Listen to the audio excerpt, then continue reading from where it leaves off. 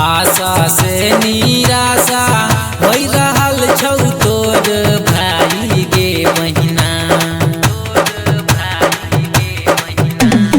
आशा से निराशा हो रहल छौ तोहर भाई गे बहिना। गे बहिना गे राखी बिन उदास छै मोर कलाई गे बहिना।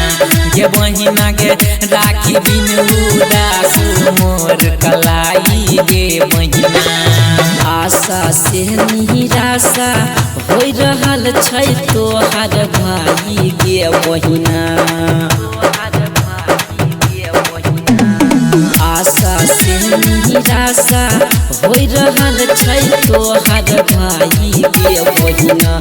गे बहिना गे राखी बिना उदास मोर कलाई गे बहिना।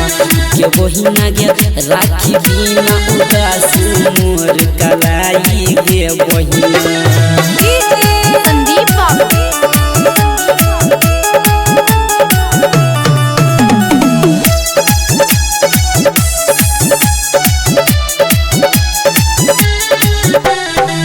भाई बहन के प्यार होई छै सच्चा गे।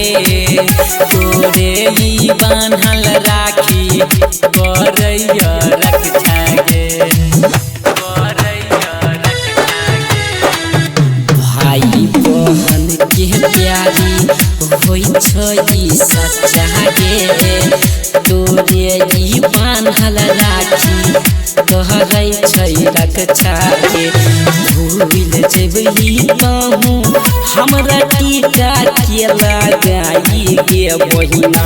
गे बहिना गे राखी बिन उदास छै मोर कलाई गे बहिना। गे बहिना गे राखी बिन उदास छै मोर कलाई गे बहिना।